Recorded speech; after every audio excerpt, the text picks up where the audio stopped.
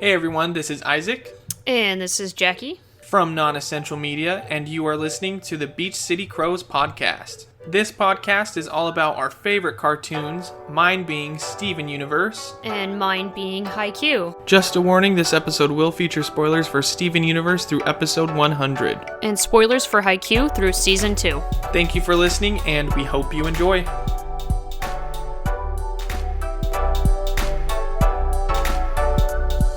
Welcome back, everyone, to the Beach City CROWS podcast. My name is Isaac, and I have been watching Haikyuu.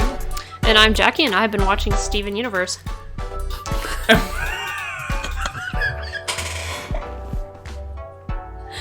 Just gonna leave all of this in. Just us laughing, and no one's gonna have any clue what we're laughing about. Oh, the struggle's real today, guys. Okay.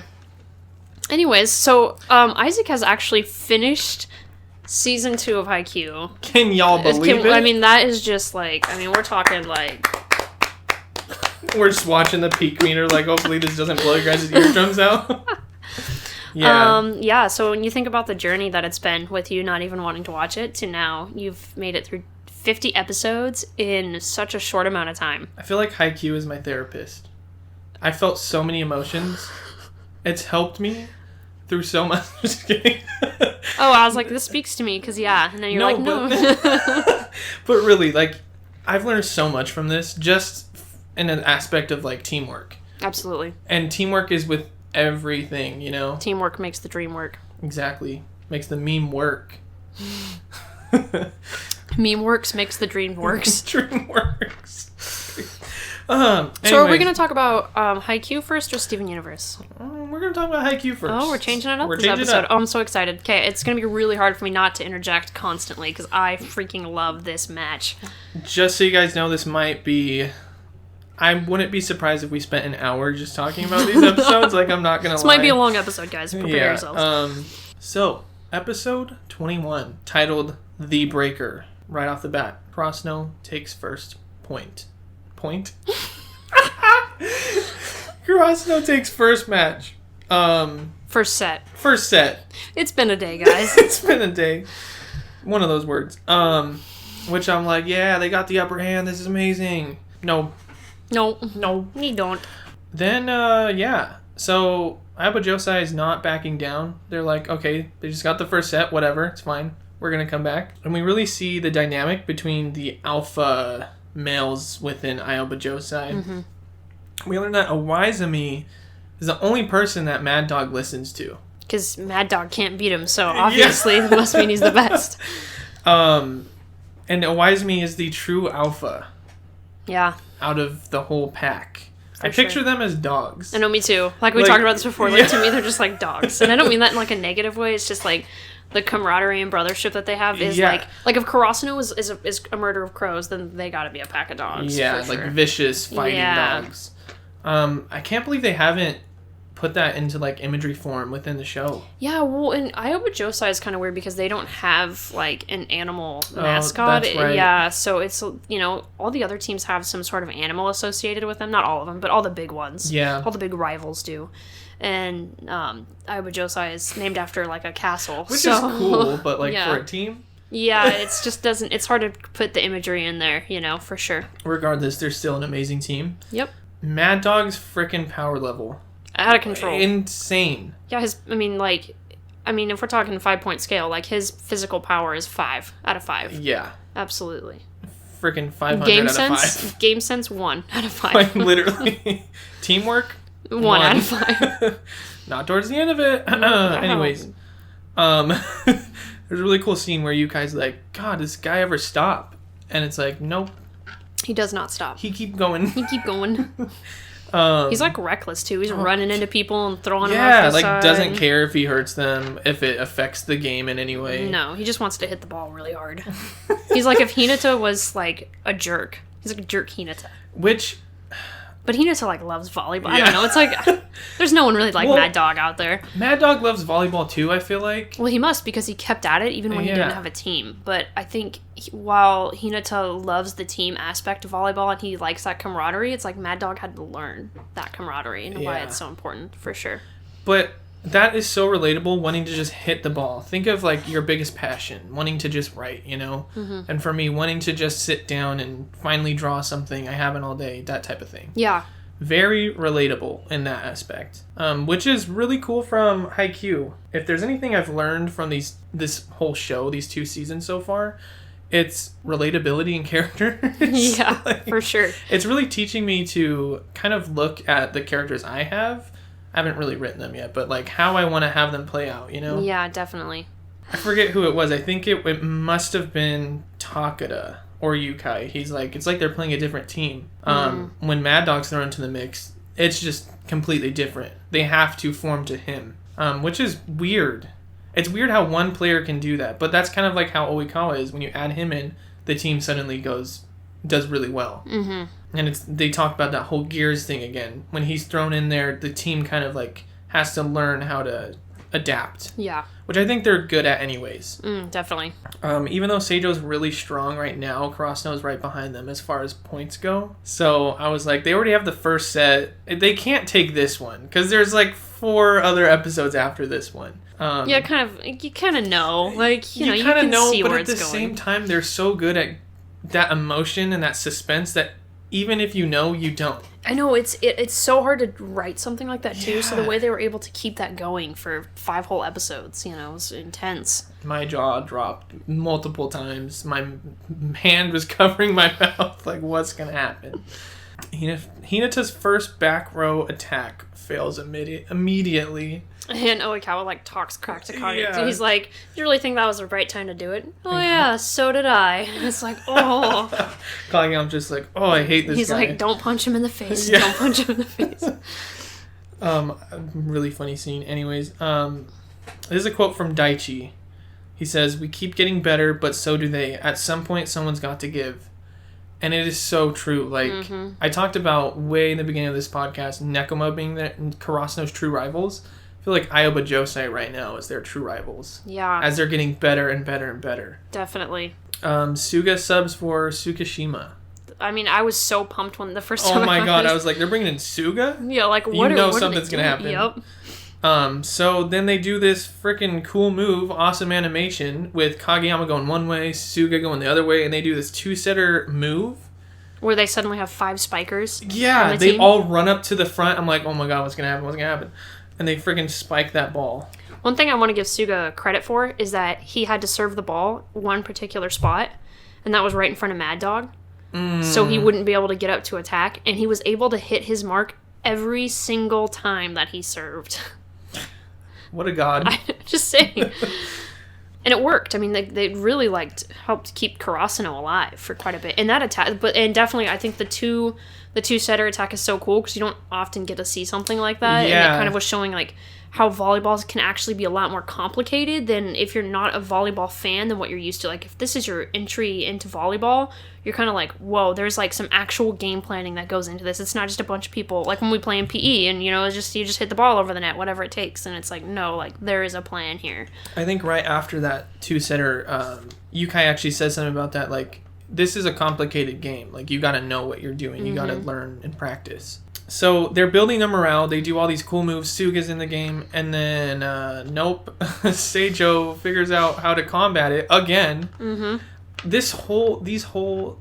All of these episodes is just a big morale boost for one team, and then they get broken down, and then a big morale boost for the other team, and then they get broken down. And then they keep finding ways. It's like I didn't even know there was this much to volleyball. I know, like, you this learned a is lot, intense. didn't you? I want to give Aoba Josei credit, though, for their ability to adapt so fast. Holy like, Karasuno cow. was throwing everything at them. Everything. And it takes them only a couple of serves before they got it figured out, and they have a way to counterattack. So it's like, that shows you how, like, it shows you the depth of Aoba Josei, that it's not just Oikawa. Like, you're kind of led to believe that Oikawa is what makes them a powerhouse, but it really is, like, every single third year on that team is a part of that, for sure. I liked how in this game, they really delved into almost every single player on the team. Yeah, this is when, because I think we've talked about this off podcast, about how Aoba Josei is such a popular team amongst the fans, and you were like, I don't get it. And I think these episodes show you why. Because I think even for me, I was kind of like, I get Ioba Josai as the quote-unquote villain team, but after this, it was like, okay, no, I get why the fans like Ioba Josai, for sure. I just want to talk. I just want to spew into the mic right now. I know, but that's why I'm at. Sorry, continue your notes. I can't because I'm like episodes. Another quote from Yukai. He has the best quotes. The best quotes. The show is so quotable. If anyone out there listening to this podcast, like, if you could go through all these episodes and just give us a book of quotes. Yeah, just mark every time I quote Yukai. It's probably going to be like a whole book full. He says, I know Tadashi, but just be patient. We were talking about that scene earlier. And then there's a cool camera pan. It goes from the side. I feel like it had to have been rotoscope, but not from a person's perspective, but from like the background. I don't know. It was weird. It was very good camera movement. Yeah, for sure. It like goes up from the side of him and pans to the front. It's an up and turn. Yeah. It starts from the back at the bottom of his feet, and it rotates up slowly and turns to on his face, and you just see him like he wants his revenge, right?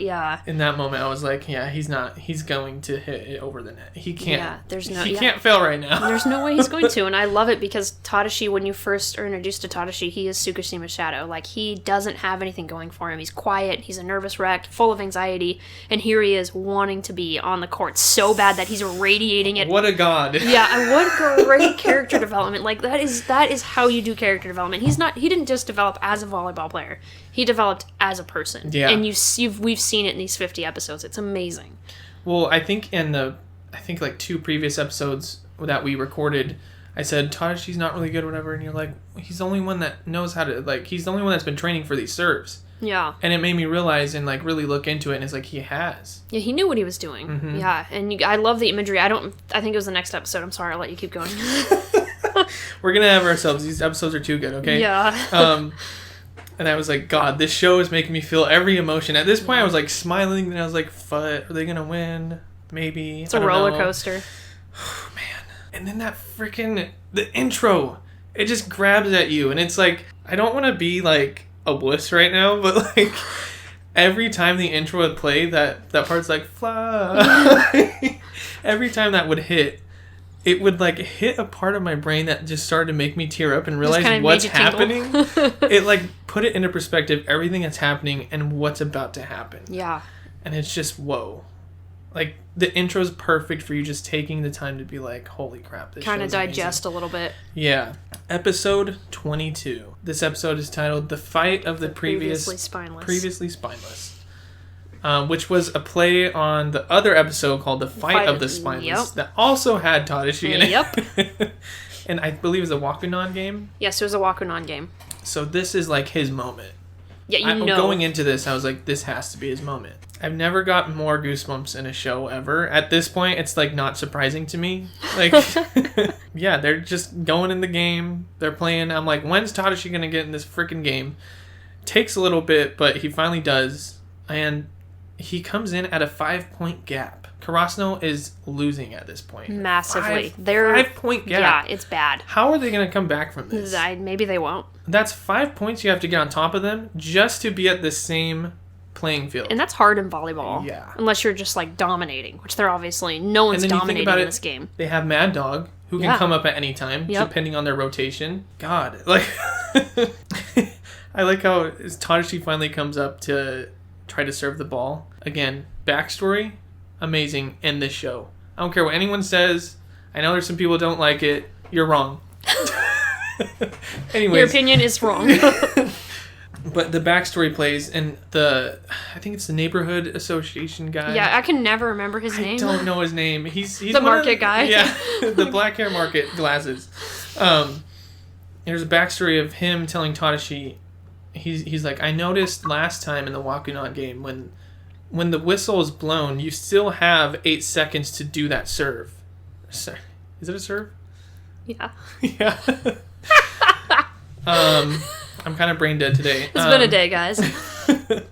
So you have 8 seconds to do that serve. And he kind of noticed that when the whistle was blown, Tadashi would just hit it because of how anxious he was. And everyone's looking at him, and it's like the most pressure on him. And after that, it kind of takes a second for Tadashi to process what he's thinking and that backstory and all these emotions.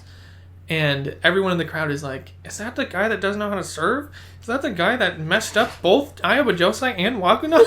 Yeah, it's like everyone remembers him. Yeah. He's left such an impression of crap that they can't forget him. Him and Hinata are the only ones that they remember. Yep.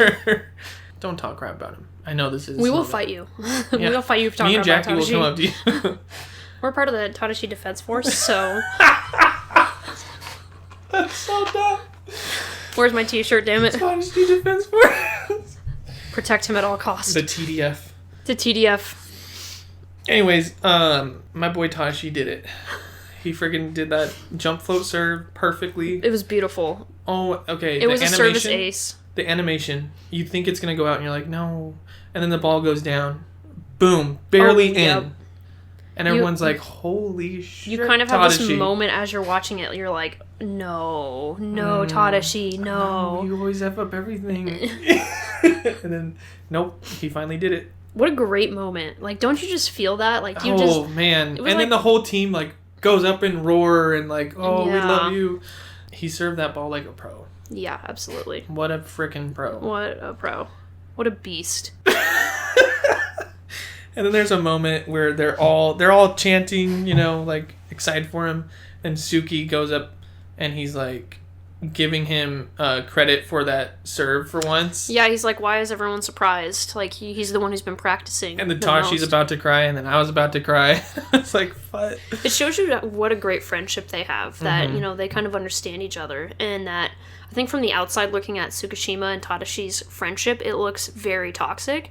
But in truth, they're perfect for each other. And Tadashi gets Tsukishima, and Tsukishima gets Tadashi in a way that no one else really does. And in that moment, when you see that whole interaction and how they react to things, it brings you back to the moment earlier in Season 2. I believe it was the practice arc. Yeah. With Tsukishima's character development and how Tadashi finally like says what's on his mind. Yep. And all these moments are playing back, and I think the show meant for that to happen. They wanted you to feel all of that. Absolutely. Which is just, again, insane. How do you write that? It's just great character writing. Phenomenal. Not just writing, but like storyboarding. Like the reactions, the way the camera pans, like, God. Yep. It's just a very well put together moment. Yeah.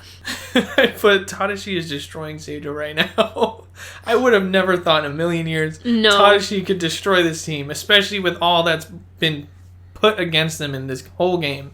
I think what's amazing about Tadashi and why he has so much confidence and why he succeeds is because he did go through that failure. He went through, number one, he failed the first time, and then with the Wakunon match, as Inoshita points out, well, he knows how that running away makes it worse. So he's already been through the two worst things that you can go through, and he's survived, and he knows he's going to survive, and he knows he's on a team that's going to take care of him, that's not going to judge him for it. Yeah, and I think Inoshita played a big part. Absolutely. Them being in that Wakunon match together, that was huge. I mean, we're talking two future captains right there, you know? It's like, I'm just realizing this now. Everything in the show has led up to this game. Yep, every little bit. Everyone's character development, everyone's practice, everyone's learning, everyone's, boom, all wrapped up perfectly right here. Yep. Proud dad in the stands. I call him Tadashi's dad, but it's not. The neighborhood guy? Yeah. He like really is like for him. He's like a father figure. Yeah, it's adorable. It's cringy to say, but it is. It's adorable. I'm sorry, but like, you know, and that's the thing is we've talked about this before. I don't know if we've talked about it on podcast, but we talked about it off podcast, that their family's not there. Yeah. This, I mean, aside from now Tanaka's sister, like, this is their family. This is their cheer squad. It are these neighborhood guys, and that's it. You know, and they... That's all they need. And they've been there since day one, and they believe in Karasuno, and they want Karasuno to succeed, to the point where he put in all that effort for Tadashi, because he thought Tadashi could do it, and he did it. I mean, what a great moment. Were there, they practiced against Karasuno before Asahi and Nishinoya even made it back to the team. Yeah, exactly. Like, this was when they were in shambles. Yep. Like, so they've been there. Yeah. I'm sure they both feel a little bit of sense of pride. Yeah, I would. Yeah, absolutely. Imagery, awesome. Tadashi goes up to serve, and there's a spear behind him. Thank you, I was going to bring that up. I love that because later on, there's more imagery that comes with that, and when you get to it, you're going to know. So I just want to throw it out there. Oh my god. Season 3, get ready. I just like this imagery of everyone being not like a weapon, but like just something. I don't know. Yeah. Like a mechanism. Exactly. And they're all they're all in an army together. And what, Tadashi, his weapon is his spear. Like, that makes sense. What does he bring to the table? He brings the serve, which is a spear. When you think about it in terms of volleyball. When you throw a spear. Yeah. And it's like you're serving a volleyball. Sure, I'm sure that's what they were thinking about in 1100 when they were fighting battles. Yeah, I love that imagery. I love the imagery of, and like I said, you're going to see more in this franchise. Can't wait. If you continue or not, it doesn't matter. You're going to continue, and you're going to see that imagery. I'm so excited. Music. It's so chill, but at the same time, it's so fitting. It's like dun-dun-dun-dun-dun-dun-dun-dun. Yeah, and I was talking about this earlier. I think one thing Haikyuu does better than anyone is it knows when to play music and when not to. And there will be times where it's just the only thing you hear is the sound of the game and the crowd. And there is no music, just the squeaky sneakers on the floor and the hitting of the ball and all that stuff. And it helps kind of remind you that you're watching a volleyball game, as weird as that sounds. Like, it kind of brings it home a little bit. Yeah. And then the way they slowly kind of get that music in there, you don't even... great music is... You don't realize it's there until afterwards, and you're like, that was really good music. If it's taking you out of the game, taking you out of the show, it's not well done. And I think Haikyuu is the perfect balance, for sure. Yeah. So sure enough, they're at another freaking deuce. Yep. Oh my god, this freaking game. Why? Why? I get that you guys are rivals, but like, just win. Why? That's the first thing. Why? And then Oikawa goes up to serve. Well, R.I.P. Every time he goes up to serve, I'm just scared. I'm like... The tension's there. The tension, the suspense, the failure on Crossno's side. Seijo takes set 2. Yep. Just like that. All tied up. Boom. It's anyone's game. Now, forgot to mention, this deuce was not an easy deuce to win, just like all the rest of this game. They had to fight for that. But Oikawa served, so they won. Trash. Anyways. Isaac doesn't like Oikawa. But that's changing, so it's changing. We'll talk about that as we get there. I'll get there. Imagery. The final battle. Split screen. Seijo on one side, Crossno on the other. Both colors, bright, popping. Daichi versus Oikawa. Captain. Boom. Lit. Love it. Love it, learn it, live it. Live, laugh, love. That should be a quote. It should be. Okay, going into episode 23. Oh my god. This episode is titled Team. It's the final set. Game it's 5. Game 5. So we have this joke off screen where Jackie like really went into her love of baseball and was like, let me tell you my favorite game. Let me tell you guys about Game 5 of the 1995 ALDS. But we'll do that on a different podcast. It's Game 5. Anyways, it's Game 5. Okay, final set. Another quote from Daichi. He says, with this team, anything is possible. Mm-hmm. Oh, man. Ew. That is what I needed. That's what The fandom needs that in this moment. You need that. Yep, absolutely. You can't have that without... I don't know what I'm trying to say. It, like, touched you so deeply. You can't even put it into words. I literally, like... You need it. You need it. You do. No, I get it. It's like sugar and spaghetti sauce. God. That's disgusting.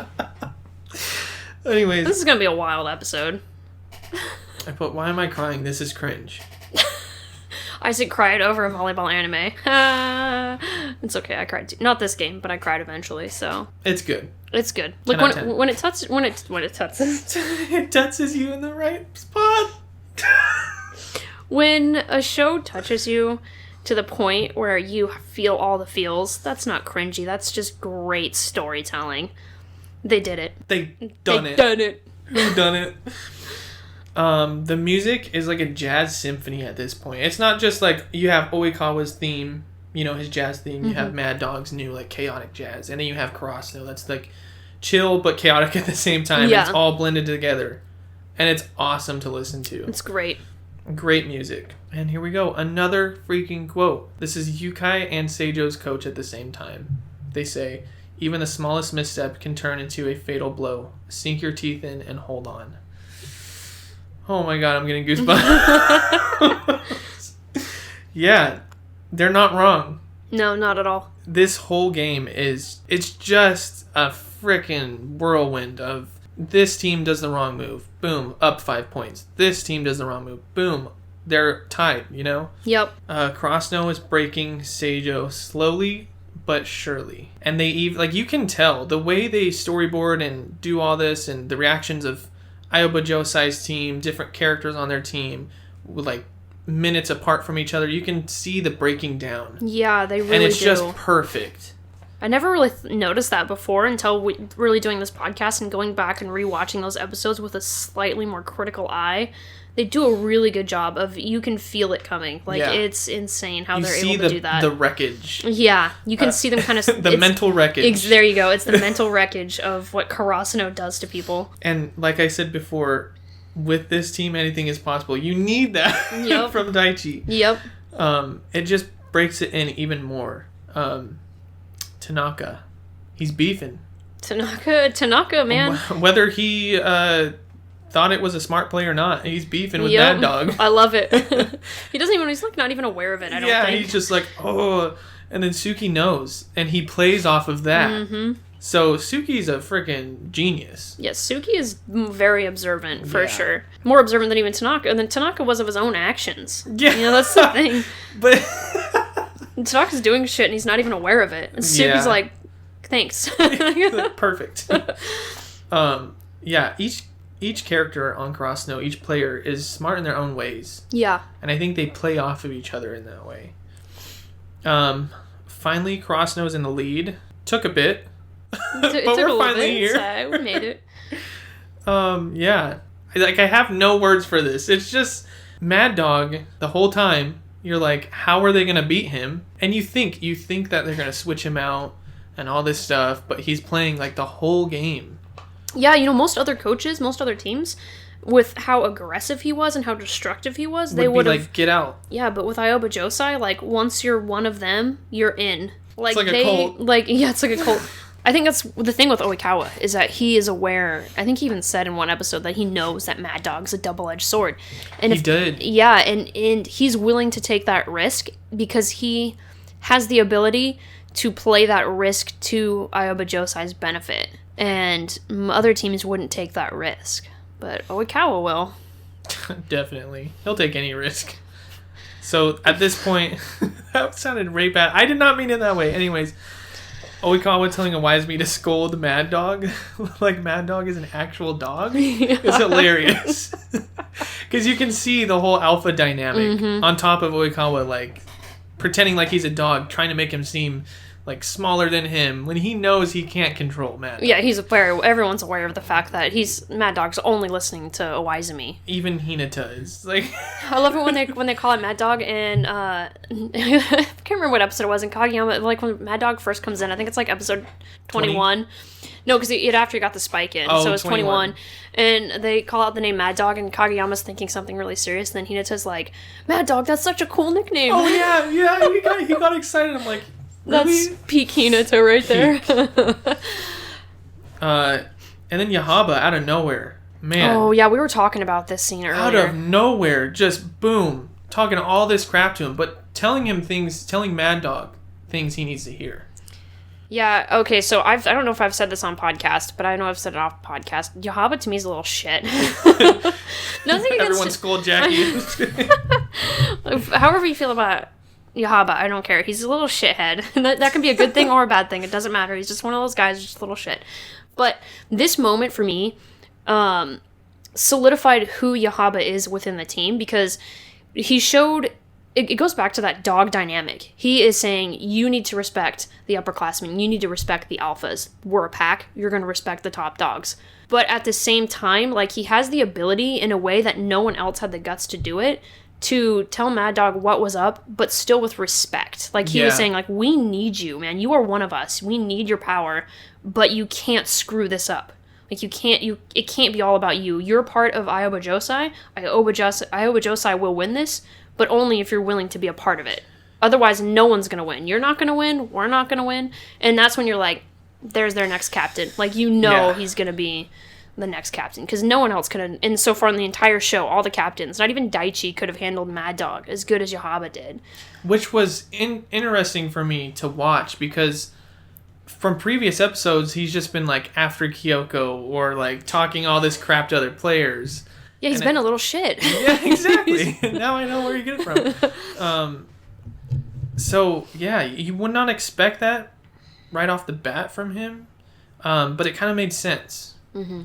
And the animation of Yahaba going in for that grab on Mad Dog's jersey and then just like pulling it back and then slamming him against the wall is like whole. That was the best animation, like some of the best animation we've seen for that moment. It really gets you, like the first time that I saw that animated, I remember like getting the feels, like getting a little anxious, like, oh man, they're gonna fight. Because it's just so well done. Yeah. You know, they really went all in with that. Yeah, you can feel the momentum. You can feel his little scrawny ass, he's not scrawny, but you know, it's like slender Yahaba grabbing this big, powerful Mad Dog by the collar and just taking that momentum and just boom, as hard as he can, slamming him against the wall. And then the silence that follows that slam is like, whoa. This is major. Going back to the sound direction, yeah, they do a good job of making you, like, and you can see people kind of, like, looking over their shoulder because it was that loud, and like, they're the center of attention in this otherwise noisy, chaotic gym. Yeah. Like, he has made them the focus. Oh my god. Speaking of noisy gym, Aoba Josei's fans are the worst. Holy crap. I'm not even kidding. Like, there was points where I'm like, okay. Shut up. Do they have to go, oh, Seijo, in between everyone talking? I'm like, how long are they going to play this out? You've never been to a sports game, have you, before? Oh, man. Anyways. That's the only thing I was annoyed about in this whole I get it. slew of episodes. Yeah. But yeah. Yeah, Yahaba does what no one else did. It's funny that like this one moment is such a topic for us, but it's just like it was everything that Haikyuu does well. They did it in that one scene. The sound direction, the animation, the storyboarding, the voice acting, everything was perfect. Like you want to look at how to direct or storyboard, animate anything, a good scene, and really get someone like on the edge of their seat. That's it right there. That was such a well done. And it's not even Karasuno. I know. That's what I'm going to get into is it's not Karasuno, so you feel good for them. You're like, yes, they're finally like Mad Dog's getting part of the team, like finally, you know, clicking with them. Yahaba's doing great. Yeah, you kind of start to care about them. But as soon as you start to care, you're like, fuck, what does this mean for Karasuno? Yeah. Yeah. This freaking show. That's the thing. That's why a lot of fans, you ask them who their favorite team is, and they're like, I just hope both teams have fun. Like, they're kind of that attitude. Because like, I'm not gonna say. They don't. Like, everyone loves every team because there's something that every team brings to the table. And I know we talked about Aoba Josei, and you were like, they're the bad guys. They absolutely are the bad guys if Karasuno is the good guys, if they're your protagonist. If it's good versus evil, this is the game. Yeah, exactly. But which they're not inherently good and they're not inherently evil. Exactly, it's all about perspective. Yeah. And I think they do a good job of showing the Aoba Josei perspective in this match, which is why you can't even be mad that it's 5 episodes of a match, because it's worth it. It is. Yeah, I was like, are they going to fight? Because Yahaba would have got his ass kicked. Oh my god. I was waiting for it. Okay, poll time. Who would win in a fight? Mad Dog or Yahaba? Mad Dog. Yahaba's getting carried away in a casket. Yahaba's literally dead. Literally dead. Don't have to worry about him anymore. Yeah. Taken care of. I haven't mentioned it before, but I love how Haikyuu realistically depicts the changes in team formation. Yeah. I never really noticed it, but this specific game, I'm telling you, man, this whole game is like... Dude, so good. It just wraps up both seasons perfectly, but it really makes you look at things closely. Because we've seen all these other sets, we've seen all these other serves, we've seen spikes, all this stuff. But because of that, it makes you look at everything else. Mm-hmm. And the formation is like a big part of volleyball, you know? Yeah, absolutely. I just want to point that out. Mad Dog is becoming closer with Seijo, and it's not okay for me. I love it, but it's... I get it. You're a Karasuno fan. You want Karasuno to win. I'm a crow. You're a crow. And if Mad Dog gets clicking, then... Gets clicking. Comes in with, like, little click shoes. Starts step dancing. Tap dancing. Step dancing? What the fuck is that? Yeah, this is going to sound cringy, but I put break those hoes, Karasuno. Oh, man, just cringe. I loved it. I love this whole... Love it. Love. I'm glad. 10 out of 10? 10 out of 10. Yeah, I just want to reiterate that the Iowa Josei fans and the bleachers are annoying. Freaking annoying. Wait till you get to Shiratorizawa. But I actually like their chant. Will you? Shiratorizawa. If I had 2 bottles that were slightly empty, I would have clicked them, but I only have 1. Another quote. Ready for it? I was born ready for these Haikyuu quotes. It's every time it's Oikawa's turn to serve, I feel like my life gets a bit shorter. And that was the neighborhood guy. Oh, yeah. Tadashi's Tadashi's mentor. Dad. Tadashi's daddy. And I just put same. Same. Yeah, you feel it. As If soon as you you don't see feel him twirling that ball in between his hands, you're like, oof, man. And he's the only one that does that twirl. It's like a signature, right? If you don't feel that already, are you even paying attention to the show? No, they are not. Is this the first episode you've seen? Why are you starting here? Yeah. And then another quote, Tanaka to Hinata. He says, getting all ballsy for no reason. He's like, yeah, man. And he's like, I have a reason to be ballsy. And he's like, I bet you do. And Kageyama's just looking at them like, oh my god, why am I on this team? Hinata done hit that ball down the net. Down the net. Oh, that scene was so cool because you kind of, it gets to you. You're like, oh no, you're like, Hinata's gonna do something stupid. He's just gonna hit that ball. Nope. Perfectly done. Perfect. It shows you how Hinata has got to the point where he can actually process the game. He's not acting on instinct anymore. Everyone else is processing the game. Even Kageyama to an extent. I know how Oikawa brings it up a little bit later on and how he just relies on other people being in these positions. Kageyama's always been kind of instinct based. Instinctual, yeah. But yeah, Hinata finally understands. I think it's great. I think it shows you how far he's come. Because think about the first episode when he really didn't know anything about volleyball, and here he is, like, having the awareness to be mid-flight, change his attack. But thinking about that first episode and how fiery, passionate he is about volleyball. That's never going to go away.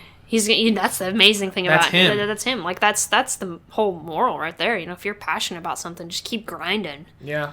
And this episode ends perfectly with an animation of Hinata just dropping that ball in the net, and then the ball drops on Ayaba Josei's side, and then it slowly goes up, and it just stops right there. Mm-hmm. And you're like, yes, they got this. They're gonna win. At least what I thought. Episode 24, titled "Switch for the Utmost Limit." So, this is a doozy of an episode. Doozy is an understatement. This episode, I was like, why? Why emotion? Emotion, why? Emotion, why? Mood, why? Oikawa notices, this is the part I was talking about, Kageyama, he's kind of stupid in Oikawa's eyes. He plunges forward without hesitation. Yeah. Which I never really looked at it that way, because I always just thought of Kageyama as like a really good player. But now it's making me understand more. Yeah. And then again, the imagery is like thrusted at you. Split screen, each team. This time, it's all of them. Yeah. And they're going for it. And they both say, we're going to win. I would just say he just needs to stand down right now. Like, can you guys just go take a nap? Can Mad Dog, like, punch someone? Why did Yahaba have to do that? Damn it, Yahaba, you little shit. This is why we don't like you. You're trying to trip Yachi with a ball, and now you're helping Mad Dog.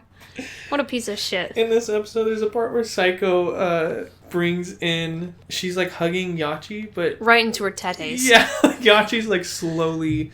just melting into him. And her face is, like... the blinks. I'm like, oh my god. Is this a porn?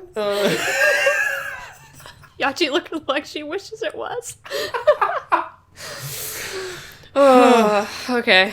Where's that fanfic at? I'm sure it's somewhere. We're gonna write it. Floating around. That's gonna be the last episode of Beach City Crows. Is us writing a very mild love story. Big sis. Big sis. Do you have a big sis kink? Ew. I didn't even think about that. Every single one of us is going to hell. Continue. Yeah. This is gonna be a doozy to read. I have to dance every time the intro plays, even if it's just like a light gesture. I have to. So good. It's so hype. top I listen to it when I work out. top 3 Yeah. best anime intros. Yes. Yes. Right? Yeah.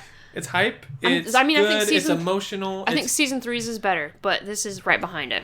So when you get to season 3, You keep saying that. no, you'll You remember. have hyped up season 3 so... Season 3 is a 10 out of 10 season. I cannot... This season's a 10 out of 10 season. No. What? You'll find out. You'll find out. Anyways, can't wait. I don't know that Seijo would get as far as they are without Mad Dog. Because at this point...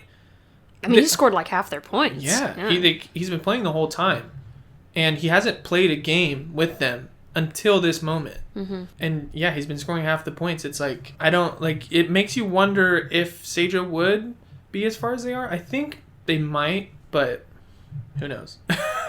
No one knows. Tadashi's time again. I put, do it. Do it, Tadashi. Do it. He tries. He tries. He does a really good serve, though. Mm-hmm. Awesome serve. It's just that Aoba Josei's learned to receive them well. Yeah. Instead of just, like, letting them go. Mm-hmm. And they do a synchronized attack. I believe this is when Sugawara's in there as well, again. And they try to go up for a synchronized attack, and they hit the ball. No, Sugawara wasn't in yet. He wasn't in yet? Mm-mm. So they do a synchronized attack. They get it over the net, but they receive it again. Aoba Josei does. And Awaizumi just freaking spikes that ball. He's a beast. Owaizumi is a freaking stud. Whoa. But not just a beast at, like, spiking, but he's really good at keeping the ball in play. Yeah, he's a good player. He's really underrated. Yeah. Like, the fans are smart and don't underrate him, but I think the show kind of downplayed how good he was until now. This moment. This is when they're like, this is how freaking, like, spoiler alert, he is their ace. Like, he is that good. And because the focus has always been on Oikawa, because Oikawa is the rival. He is the enemy of Kageyama, and that's really what it's all about. But now you're starting to see, like, okay, so he's good, and the other third years are good. They got a good libero. Like, you're kind of getting an idea of how good everyone really is on that team in comparison to who we've seen in the past. Yeah. So right after Aoba Josei gets that point, Tadashi, boom, he gets switched out again. Yeah. But you guys telling him, like, that was a really nice serve. It's just that they are doing better. They're learning. That's the way it works. Oikawa was a god at serving. Yeah. I've said it so many times. I don't think it's ever gonna not be a thing. He's just a god, whoever he's against. Anyways, I hate admitting that, but I know you were like in pain. Daichi coming through with the receive though. It took him a while to receive that ball from Oikawa's serves. Yeah, but Daichi is good at receives. Yeah, like, and I think we kind of forgot that because he hasn't had his moment. Yeah, everyone else has had all these moments, and it's just Daichi. Yep, he dug that thing up. Like, it looked effortless when you know it wasn't, but that's how... Yeah, and then he said he's playing his back. He's like, how did I do that? Oh. Yeah. The team's like, how did he do that? Most intense thing ever. Hinata just made it a deuce. Can you talk into your microphone? Sorry. You're okay. You're like in so much pain talking about this. Hinata made it a deuce again. Why? What is it with Aoba Josei versus Karasuno and deuces? That's how evenly matched they are. It's a great team for Karasuno to face. Because they're kind of similar in a way. I want to ask you about season 3, but... Off podcast. I can't. You can't spoil it for podcast listeners. I'm not ready for this. Holy shit. Kageyama just made a successful setter dunk. The animation of Oikawa going for the ball was too real. So good, right? The facial expressions, the quiver in his voice, too real. It was so good. Goosebumps. Yeah, reliving it. You can feel the breakage. It's just like, he's like, this is my life ending right here. Like everything I've worked for. This is my career. Boom. Boom. And Kageyama's just like, sorry about it.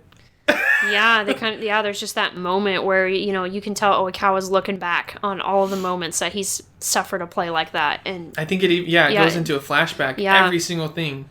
Every time that he's lost against Shiro Torizawa and he looks up and the guy who's coming up behind him. You feel so bad for him. Remember I was telling you the tragedy of Oikawa. You're starting tragic. to see what I was talking about now. Like how hard this guy works and how well he runs this team and what a great teammate he is and what a great volleyball player he is to not get to nationals ever in his entire career. But he's good. That's but the thing. It's just, and that's it comes back to kind of the moral that Haikyuu brings up over and over again. It doesn't matter how hard you work. It doesn't matter what, it's you need the right combination of things to find the success that you're looking for. But you shouldn't give up. You need to keep going. And that's what Oikawa's been doing, is he hasn't given up. He keeps going.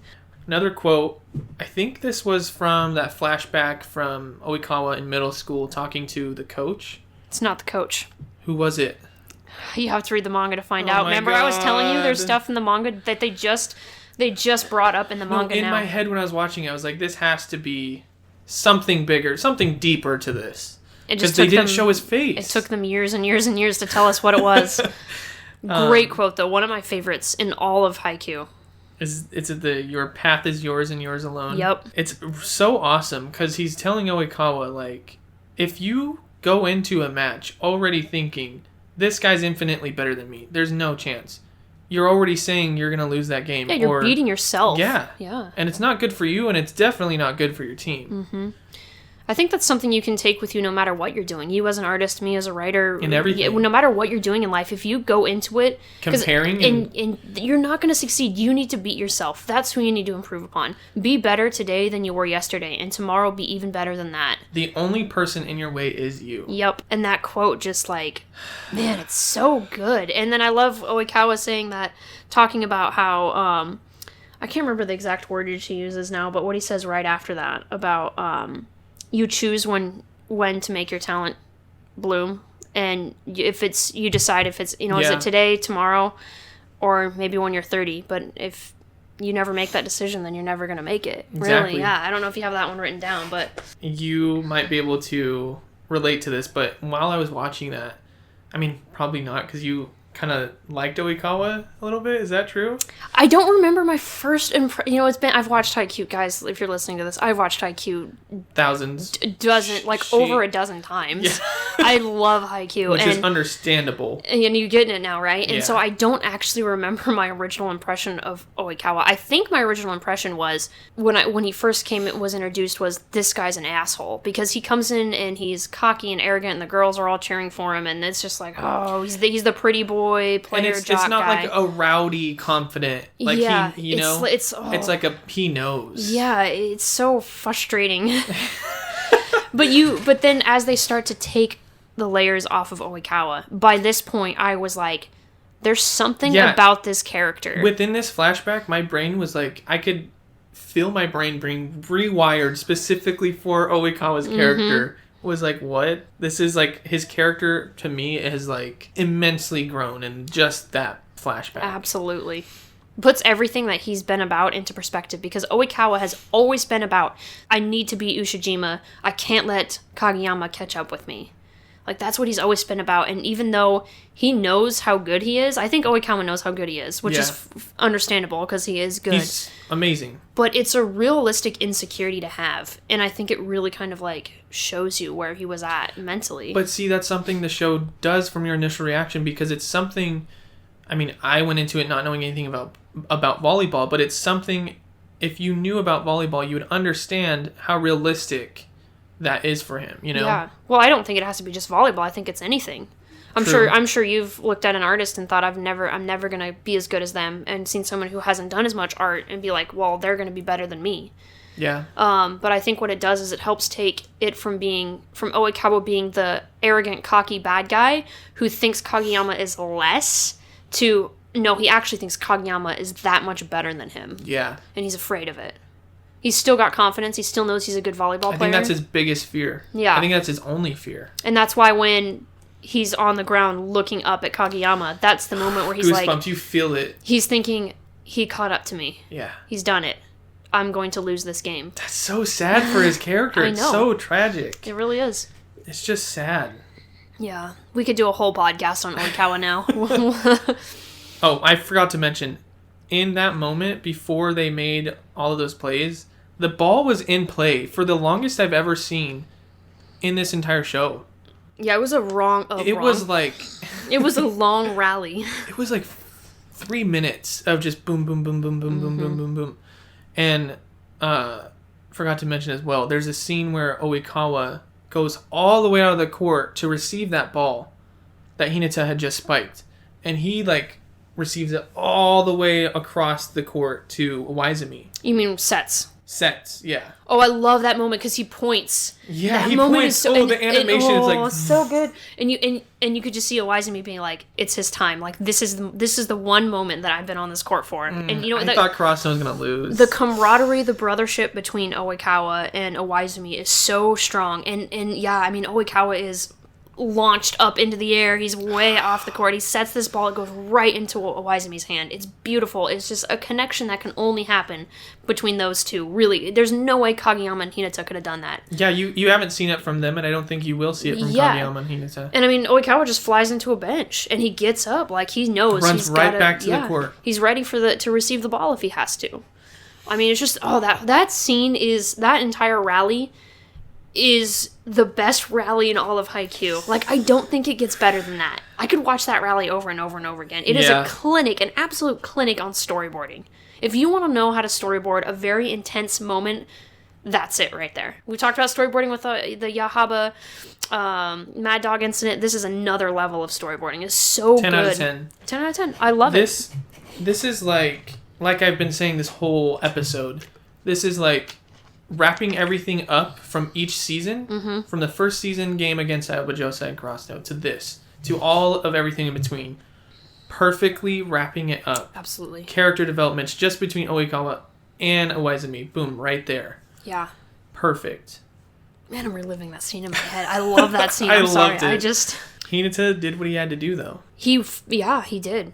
I love that Hinata is the one who's given... Well, a lot of it might have been Kageyama's instinct, but he's given the opportunity to redeem himself. Oh my god, and that's another thing. Right after you have that moment with Oikawa and Waizumi, you have a moment with Kageyama and Hinata. Mm-hmm.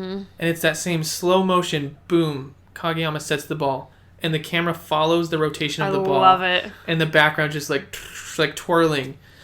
And they have that flashback from season 1 against Aoba Josai, and you're like, oh, crap. You're like, oh, is he going to get stuffed again? Oh, yeah. And you have to know that's what Hinata's... It's got to be in the back of his head, like somewhere. All like of their if you've ever played a sport, it's even if you're not aware that it's there, that fear of failure is there. Definitely in the back of Kageyama's head. Absolutely. So the fact that they're able to successfully do that one more time against them, boom. And they win the game. Yeah, and the moment when you see that Oikawa's he's picked up on the ball, and you're wondering, you're like, is he gonna receive this? I forgot to mention, I was literally like, no, don't hit it over there, Hinata, don't hit it over there. And then Oikawa tries to receive the ball, and it just goes boom. Yep. Out of his hands. Because the block deflected it, and he just wasn't able to respond to the deflection, really.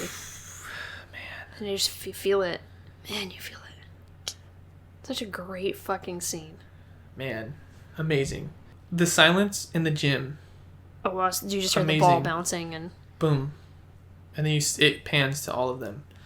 And everyone is like amazed, astonished, and then you look at Oikawa and it's just sad. It's a heartbreak. I think the moment that really got to me was a Waizumi.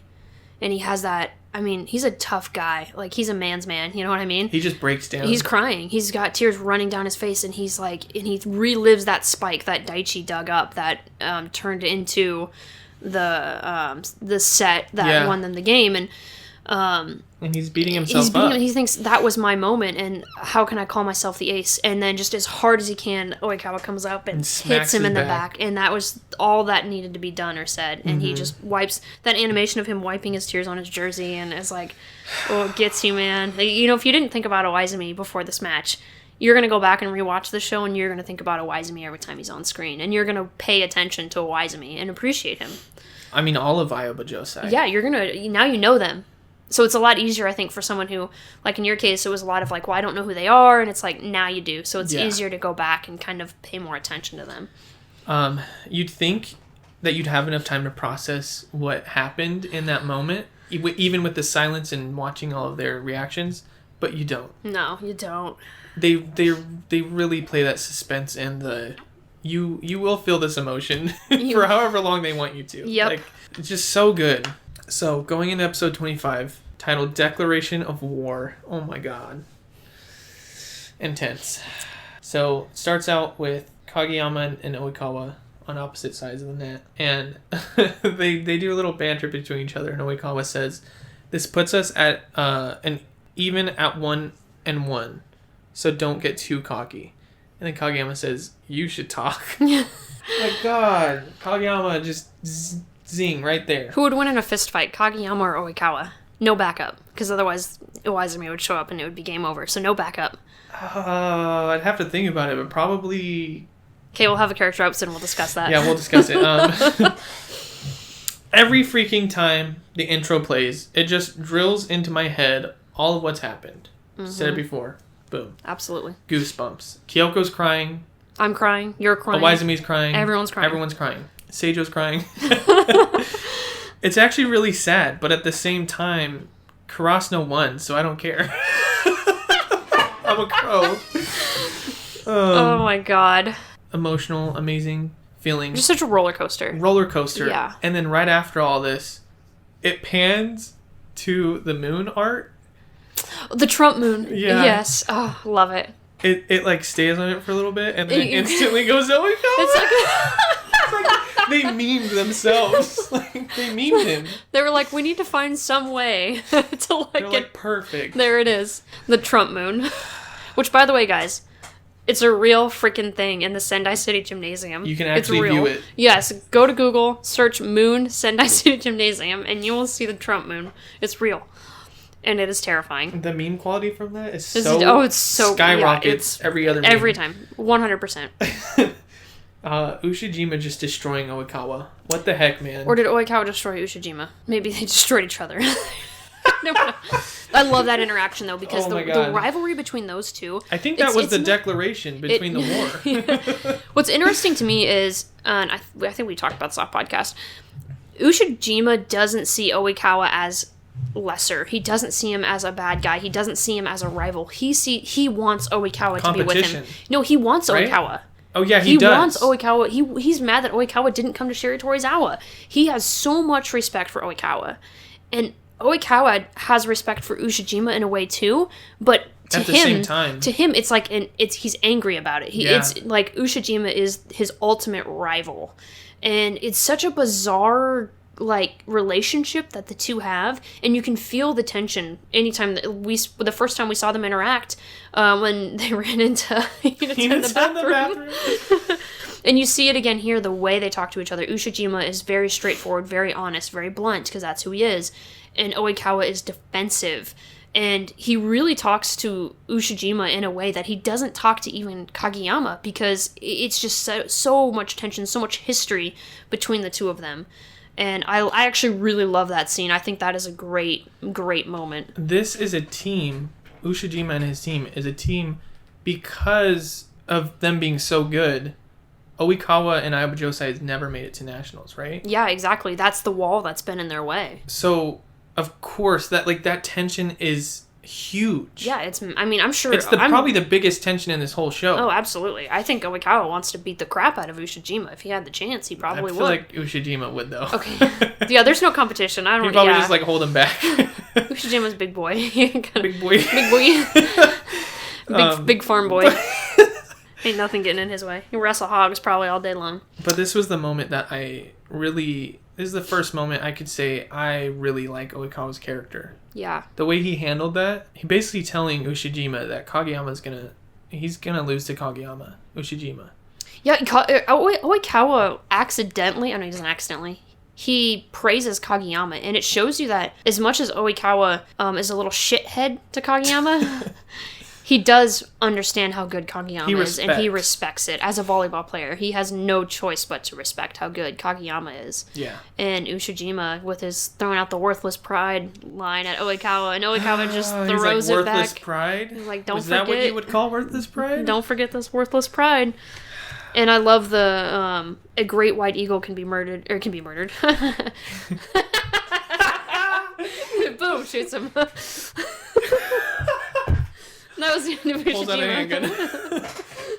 Hits him with a Trump moon. Oh my god. You just see him walking up.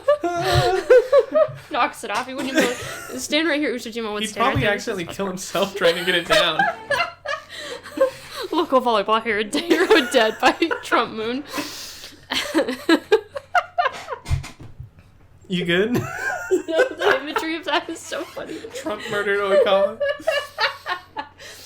Top 10 best anime deaths. Top 10 anime betrayals. When Oikawa says, a great white eagle can be bested by a murder of crows. I mean, Ooh, that and the was imagery of all of them so good. On that telephone wire. Yeah, and he's talking about how, Kageyama's not alone anymore. And it's true. Like, Kageyama has come a long way. I mean, when you think about who he was when him and Oikawa were on the same team. He was the king. Yeah, I mean, really. Like, he could never, like, he was as good as Oikawa, but couldn't command a team the way that Oikawa, conduct a team the way Oikawa could. And he's learned now already. Thanks to Sugawara and Enoshida and Daichi and everyone. I mean, everyone's played a part in that. It just shows it took all of these people to really break down that side of Kageyama. Yeah, and I think that's pretty real. I think that that's how it is in real life. Like, it's multiple interactions with different people. You need these feedbacks, you need these relationships, you need all of it. And Kageyama was willing to take that feedback because he had been through that devastation of having no team, and he didn't want to go through that again. So now that he was at his lowest point and open to the greatest change, thanks, Avatar Aang. But anyways, continue. Yeah. And it's funny because I made a joke about it, but honestly, top 10 best anime moments for me. Truly. Great. The imagery of the crows. So good. The tension, all of it. The Trump moon in the back. I love that they had to be in that room. Anyways, we've talked about this scene too much. Anyways. One of the best season endings I've ever seen. Like, I feel like my time was well spent watching the show, and I've actually learned so much from this show. Like, I was thinking about it. I learned something pretty much, if not every episode, every other episode. Whether it be about volleyball, teamwork, relationships, life, everything. It is a show that sinks into you, and you don't realize it until much later. And you're like, oh, well, wait, there's a lot more to this than what I originally thought. Yeah. There's that scene right after the Ushijima Oikawa fiasco where Crossnose on the bus headed back, and you just get that relief moment where you're like, they did it. They're on to nationals. They're on to the finals. And everyone's just like either sleeping or excited, and it's just really great to see that moment. Yeah. Like, I needed to see that moment. I knew it was going. I knew it was coming though. And then they finally get back to the school. Yui creaming over Daichi in front of the team. Dude, she ran up there. She was ready. She's like, "Oh my god, your face!" And he's like, "It's fine." She's like, "What happened?" Daichi's like, "Can you leave?" Daichi's so oblivious. So oblivious. I'm like, how could you not know? I don't know. Because he's Daichi. He's just too busy being a captain. Yeah. Dinkchi. Dinkchi. But we see the whole school is chanting their name. Yeah, and you know what I was thinking? You know what kills me about this? Bandwagon fans. They didn't give a shit about the volleyball team. Oh my god, that's so true. And now they're winning. Same way. Now they're winning because I wasn't excited for the volleyball team. I was like, wow, those guys don't actually care. Like, they only care because you're winning. Like, go away.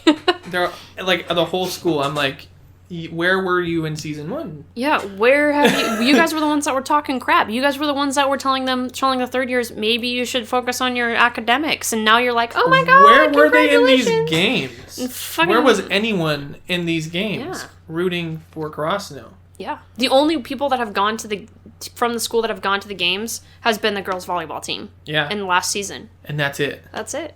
And that was because Yui wanted the dick, but She's like, come on, we have to go as a team. I have to show him I'm just as good of a captain as he is. She's like, what if that's really how that went down? I probably was. They're probably getting ready in the bathroom. They're like, oh my god. She's like, guys, you need to come with me so he thinks I'm a good captain too. And they're like, okay, I guess. Like, whatever. I want to see more though of the female Crossno team. Yeah, I think we've talked really about this. Like I think a lot of fans have talked about it because if they can do it with a guy team, they can do it with a girl team. Definitely. And there's no reason why it can't be that team. Well, they have to win some games first, but still, I mean, we're open to it. Like, yeah. I mean, why Things not? Could change. Things could change. New players, new coach, new... Yeah. If it's as good as what we've seen, it's going to be great. Yeah. And that's all I care about, so... The news update? Oh, yeah. I just knew. You knew it's the... Yeah. It's the news. Yeah. in Haikyuu. It always happens. Adds a new layer, though, to the hype of Kurosano's win. Even though they don't really dwell on Kurosano winning, it's more of like Aoba Josai. Aoba Josai losing. Yeah. It still adds that layer to, like, they really won this. They can keep playing. They can play another game. Yeah, absolutely. Which is all they want. It's just to play another game. Yep. And I was like, wait, Kurosano's playing Shiratorizawa tomorrow? Yeah, they don't get a lot of sleep. What? They're like, yeah, can't wait for tomorrow. And I'm like, wait, what's tomorrow? And they're like, Shiratorizawa. Wait, what's tomorrow? Shiratorizawa. Like I'm in the show. You just ask your TV, wait, what's tomorrow? I'm like, wait. I literally just pictured you like sitting on your bed and you're like, wait, what's tomorrow? Like, and you out no loud. one responds. Hinata truly believes in his team more than anyone ever on any team. I don't care what player it is. Hinata cares. I think the other players that really care and really believe are the third years on Kurosano. True. Because they took that team from nothing, and they were the ones that were like, we're going to nationals. Like, it is those three. And if it wasn't those three, they wouldn't make it. The end of season 1, they chose to stay. They did. Over their academics. Absolutely. Because they wanted that team. They believed in that team. So...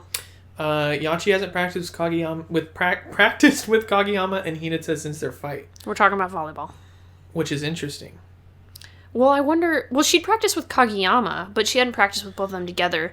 And I don't know how much Hinata and Kageyama had practiced together. Besides right before the fight that they had. Yeah. But she's learned a lot from her role on Kurosano. Yeah, she's changed. It's been good for her. Yeah, like she's still anxious, obviously. I think that's just her. That's always going to be her. But, yeah. I mean, you look at her from episode 2... To now? To she's totally different. It's like a Tadashi glow up. Yeah, no joke. Tadashi glow up is like peak glow up. I'm going to use that as a term now. It is. Yachi is the best Minecraft villager bee. Town person bee, but I like to say Minecraft villager It's okay. It all works. And then Kyoko's like, you guys should really get some sleep. Like, it's cool, you guys are practicing, but rest is important. Especially because we're playing Shiratorizawa tomorrow. So, they put the balls away.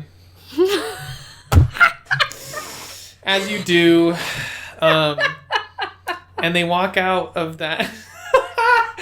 They walk out of the gym, and that view, when Kageyama and Hinata are looking out to the city, it's just the perfect ending, right? Oh, it's amazing. It's a beautiful, beautiful scene. And cityscape, the mountains, the sky. It's everything that... It encompasses so much where they came from and, like, what's ahead of them. And I love the fist bump. I love the fist bump. They do a little fist bump. It was perfect. It was... And then Kageyama says, tomorrow, we win. Oh, Kageyama. And then the outro plays. Hype. Yeah, yeah. And then for people that were watching it live, had to wait a year, but I don't. Yeah, that's right, you don't. Lucky. And then you're going to finish that season, and then boom, season 4 is here, and it's like, wow. Oh my god. God, can't wait. Anyways, what's in store for Steven?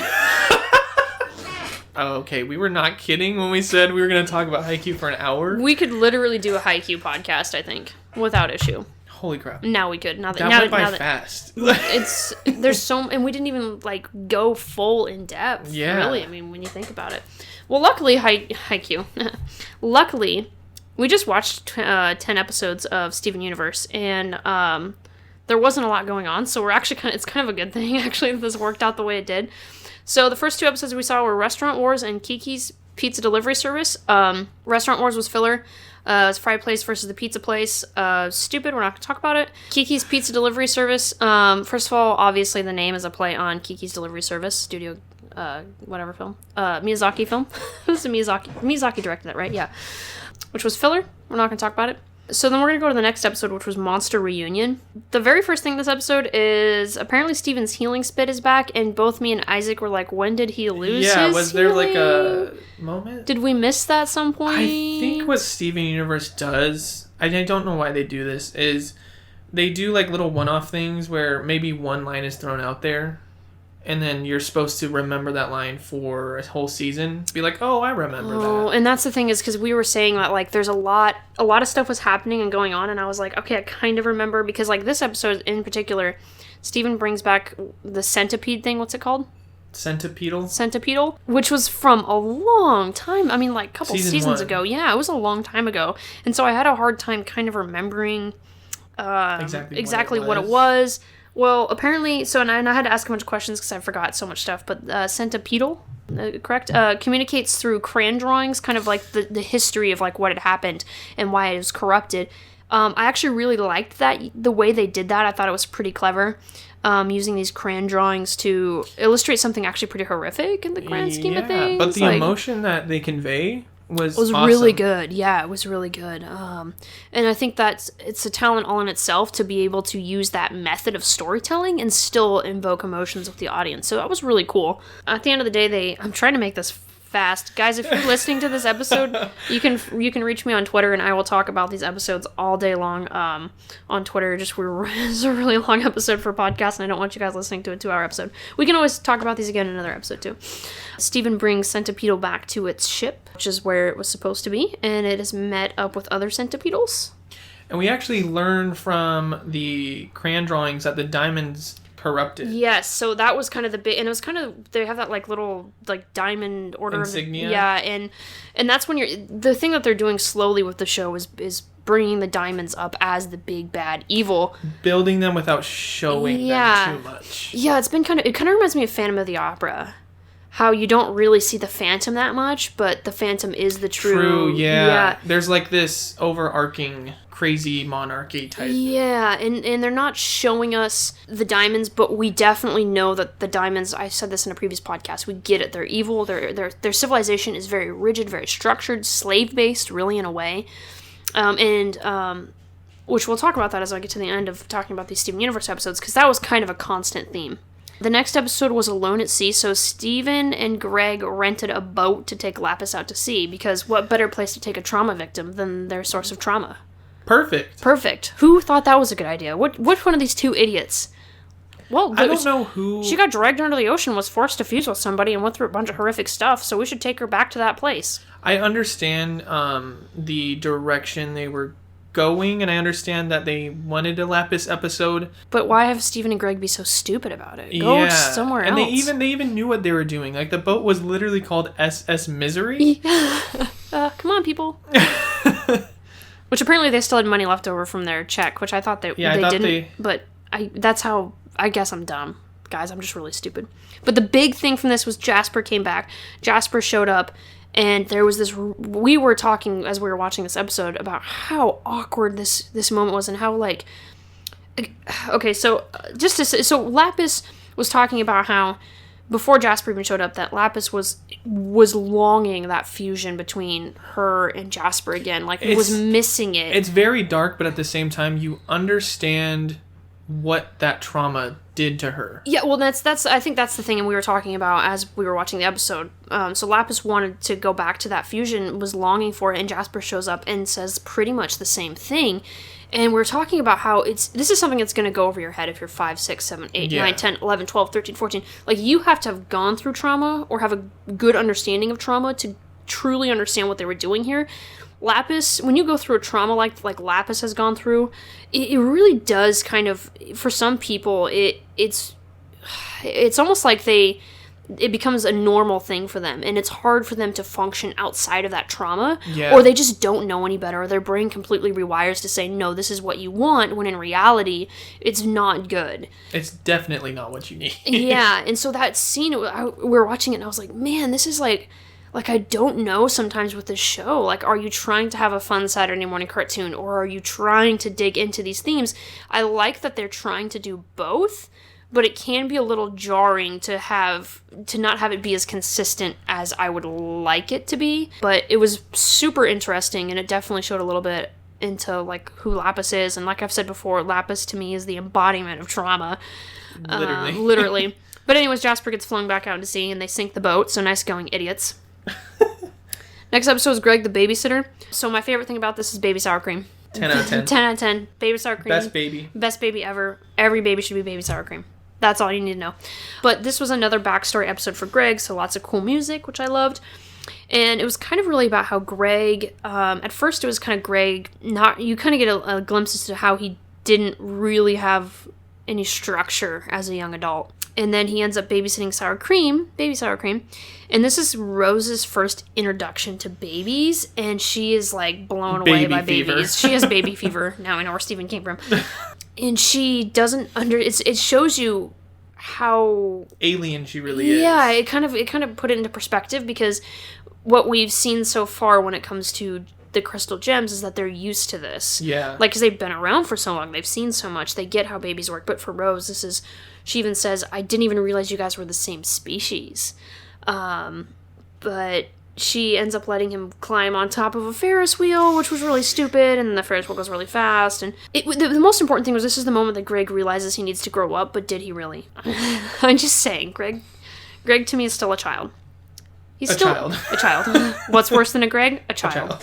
Yeah, so that was, I'm always down for more Greg backstory, and it's very interesting seeing Rose and seeing how she's portrayed in the flashbacks, because we still know so little about her. Yeah. Next episode was a gem hunt. So Connie, Pearl, and Steven, they go to take care of some corrupted gems.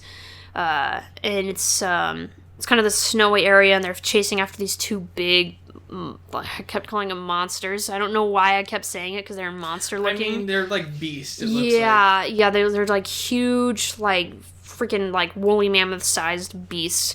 Well, it turns out they're not the only ones after these things. Jasper's still around. I don't know what... Jasper's just everywhere now. Gets flung out. He falls into a crack into the crevice, the core of the earth.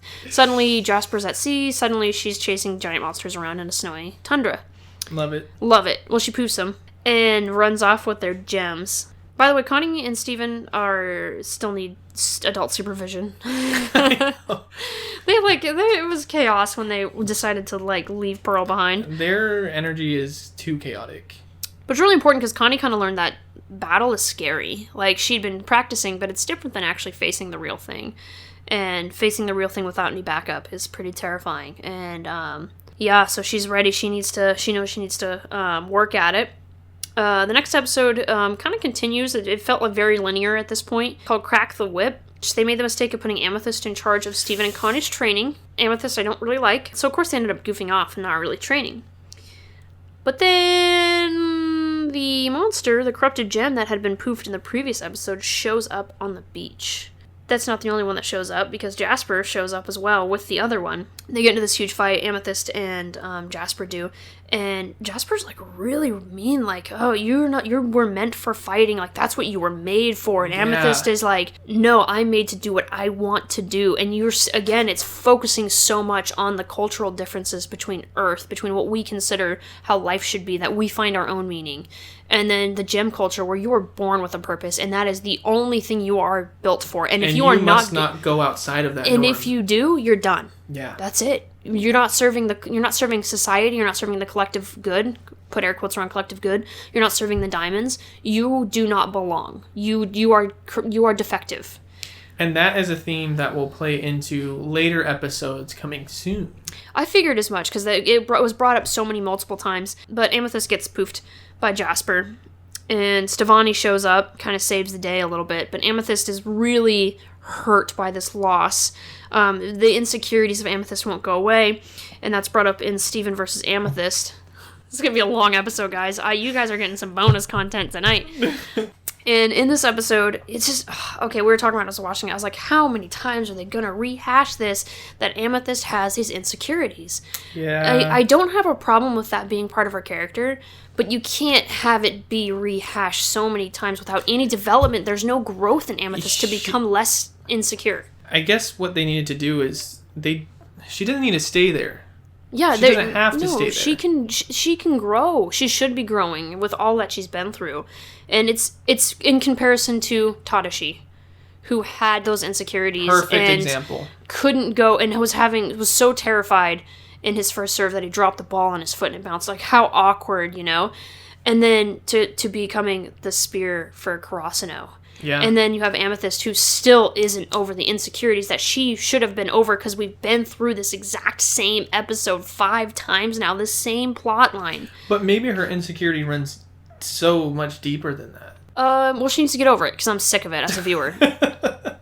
Like, I don't know what to say. Like, at some point, you've been around for, like, 10,000 years. Figure it out. Yeah, it's very jarring. Yeah. When she's in it, just because of that. It's fact. so, and it's so, she becomes so deeply involved in her insecurities.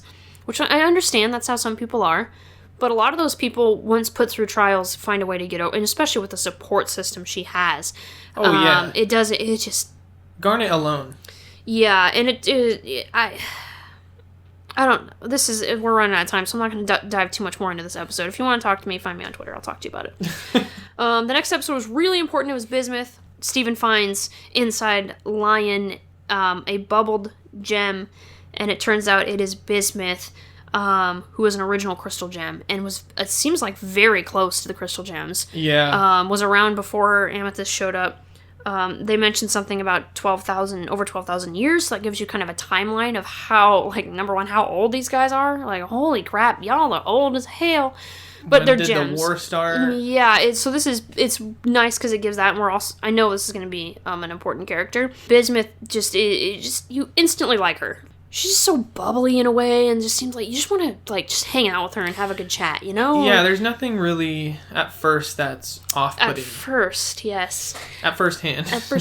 So apparently Bismuth was the blacksmith of the crystal gems and created all the crystal gem weapons. Which, I'm so glad they went that route. That's awesome. Yes, Any insight into the war, amazing. Perfect. And it's just adding more lore to the story and more world building, which is fantastic because that's what the show is so good at. And actually, Bismuth has some cool new things for Pearl and for Garnet, which is cool. Didn't have anything for Amethyst because, well, no, it didn't give something to Amethyst, even though she didn't know about Amethyst, still had a cool new weapon for her, which why would you give that weapon to Amethyst?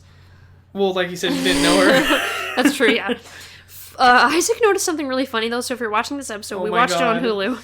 11 minutes, 13 seconds. They forgot to color Bismuth correctly, so Bismuth is actually naked. She's literally naked. She's just wearing an apron. Naked. Literally. So please look it up. Hilarious. We were cracking up. I think I cried. I was laughing so hard. But Bismuth is having a really hard time kind of understanding that Steven is Rose. Understandable. I wouldn't get it either. Or rather that Steven isn't Rose, I should say. Yeah. And Steven is trying to explain, no, I don't have memories of that. I don't know what you're talking about, because Steven really doesn't. And so Bismuth decides to show Steven what she has created that would, me and Isaac were talking about, we think it's great. Shows you what kind of people we are. A gem smasher. And it shatters gems. It does. And it would just end the problem of, like, you're in a war. You're in a war. It's the only weapon that literally can kill a gem. Like, destroy it completely. No reforming, nothing. And they're rebelling against this evil empire. Yeah, like, you'd think they'd want to use that. Yeah, why wouldn't you want to get rid of these people that are forcing servitude onto you? They're not good. Like, they're just not, I don't understand, it's just so mind-blowing. You're in a war. Biggest gripe. You're not playing checkers with them. Yeah. You are in a war, you want to win. This isn't a game. Exactly, it's not a game. But even Steven is super against it and ends up actually fighting Bismuth, which was really surprising, and Steven poofs Bismuth. And Bismuth is really... What's interesting about this was Bismuth was, like, going after Steven as though Steven was Rose. And was like, you lied. You lied to them about me. Like, and that's when you kind of start to realize you're like, maybe Rose isn't as rosy as everyone makes her out to be. Well, and I think this episode, right after she finds out Steven is Rose, she's still trying to understand that that's Rose. But... throughout the episode, she's reliving these moments because I think Rose bubbled her similar to what Steven did. She probably had to poof her because of... Oh, absolutely. Yeah, rebelling within the rebellion. Yeah. Which... So it shows you a different dynamic. Yeah. And it shows you that there is more layers to this side than what we're originally led to believe, which is great. I love the depth in it. I love that there's more depth to it. So that was a great episode. And obviously, I'm sure Bismuth is going to stay around and is going to become a character that we're going to see a lot of. Which, I hope so. The next episode was Beta. We've kind of haven't seen Peridot in a while. Kind of forgot she existed, actually, until you were like, where's Peridot? So Steve and Amethyst, they visit Peridot and Lapis, and they've, like, completely transformed the bar, and it's crazy. They're, like hippie art school students. Yeah, it's like Bohemia. But the huge thing from this is that Peridot is going on because Amethyst is still kind of in this like, oh, I'm all upset about what Jasper said and the fact that Jasper won. Peridot's like, well, Jasper's from like a completely different place. Like, yeah, first she says she's from Earth, and everyone's like, what? She's from Earth? Oh my god. And she's like, yeah, but from like a different kindergarten than what you're from. She's from Beta, haha. And there's like, kind of like, how pathetic. Kind of like trashing on her. Yeah, she's like, what a pathetic piece of crap. Freaking Dorito Chip talking crap about Jasper.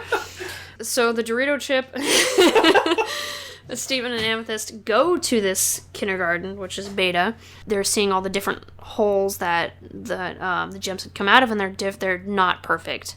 They're all wonky, crooked, all this kind of stuff. Well, then they find the perfect hole, and I can't believe I said that. They find the They find the perfect hole. And that's Jasper's hole. And it turns out Jasper's hole is the perfect hole. And they keep talking about how big it is. Yeah, they won't stop. And now I couldn't. And it was just, there was a lot of laughter from us because we have the sense of humor of 13-year-olds. Literally. But the big thing from this, and it actually ended on a cliffhanger, but the big thing was Jasper has obviously gone back to Beta because Jasper has turned the holes into cages for corrupted gems. Yeah. So that's huge. Big deal. So, overall, yes, talk about, like, the themes of Steven Universe, and the big theme absolutely is, and I think it's the theme for the entire show, is that you should be in control of your destiny. You weren't created to serve, you were created to serve yourself and your own desires, your own dreams, not to serve under someone else. I just realized both shows have that meaning in them, like... We were just talking about that moment with Oikawa in the flashback. He literally tells him, you are your own person. Yeah. You are in control of yourself and your destiny. Exactly. Yeah. And that's what these episodes have been we sharing. We found a similarity! Finally! Oh but I do like that. I mean, I'm always a fan of that theme. I'm someone who believes in freedom 100%. And I believe in being in control of your life. And, yeah. And that's why it's so amazing to me that they wouldn't want to just kill these butthole slave masters, more or less. Butthole slave masters.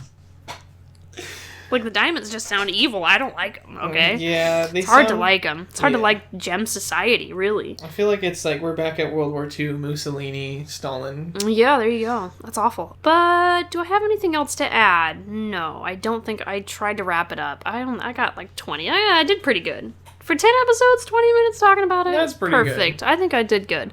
I'm willing to talk more about it. You just gotta find me on Twitter. That simple. What's your @? Well, no, I'm not giving anyone my @. You gotta find me. You gotta find me. You have to find the master. It's not hard. It's all baseball retweets and haiku retweets, so you'll find me. Yeah, so just type in anything baseball on Twitter, you'll find me. I'm Boxer Jackamus. A huge cliffhanger, though, so we'll pick that up, and then with you are gonna have to start season 3. Oh my god. We'll do something in between, though. We need a break to process. Yeah, we do. I mean, we need to process season 2 of Haikyuu. That's such a big moment. What a banger. What a banger. So you get a long episode now, and then a bonus episode on top of that as we figure out, give ourselves a week to kind of recover from everything. Well, you will. I can always watch some more Steven Universe. No, we'll do a special episode. We're gonna do a special episode. We're in the talks of it. We're in the talks. We'll figure it out. We don't know what we're doing, guys. We just do this week to week. So thank you guys for listening. It's been a joy. Absolutely. Yeah, reach out to us, guys. Like, don't think you're bothering us. Yeah. We want to hear from you guys. We want you to be a part of these conversations, and if we could have you all on a podcast, we absolutely would. So please don't be afraid of us. We are one of you. Any feedback, we recommend that you watch the shows with us to kind of understand where we're coming from, or share your thoughts on specific episodes, characters, anything. Please do. We'll give you some stuff. My name is Isaac, and I've been watching Haikyuu. My name is Jackie, and I have been watching Steven Universe. And with that, we are gone. Gone. Bye. Bye. Find us under the Trump moon.